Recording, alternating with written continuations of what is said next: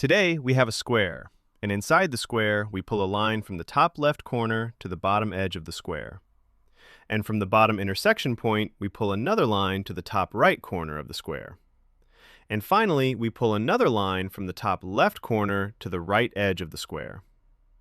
We are given that the distance where the line touches the edge of the square is 4 units above the bottom right corner of the square.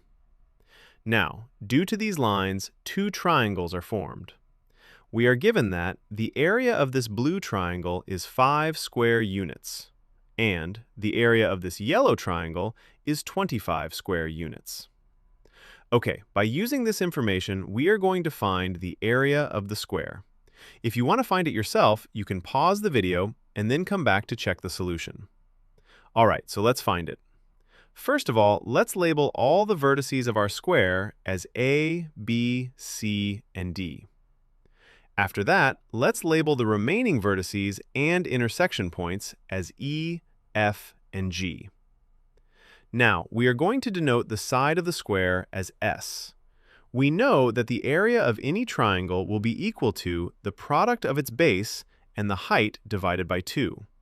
And this is exactly what we're going to use in our case. Okay, so let's look at the first triangle, triangle DEC. The base of this triangle is the side DC, which has a length of S. Now, if you imagine sliding the vertical side of the square over to the right until it reaches point E, you'll see that the height of this triangle is also S. So, the area of triangle DEC is simply S times S divided by 2, which gives us S squared divided by 2. Now, let's move on to the second triangle, triangle FCD.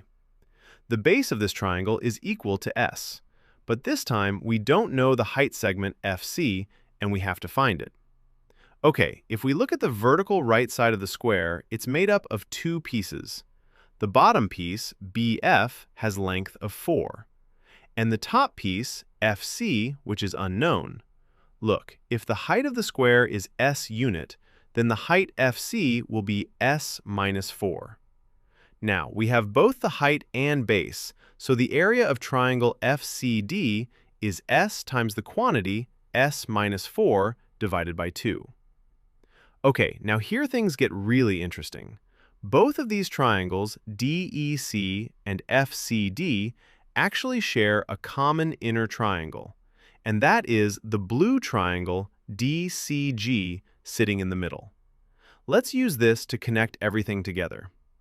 Okay, let's look at triangle DEC first.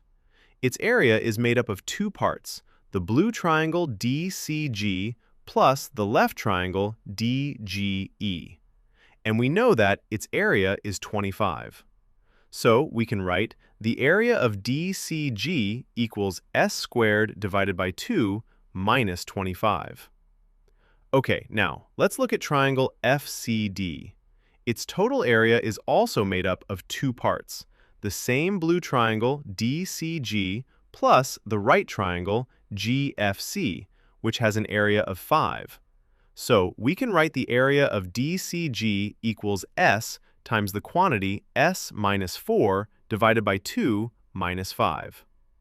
Now, we have 2 expressions, and both of them represent the area of the exact same triangle, DCG.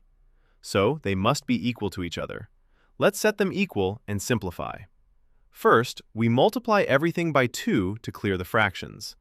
Then, we expand the right side using the distributive property.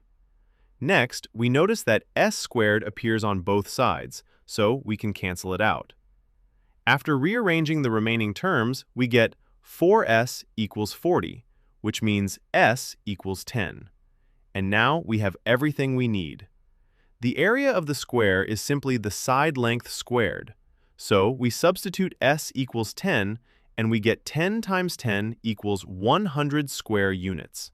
And that is our required result. I hope you find this video helpful.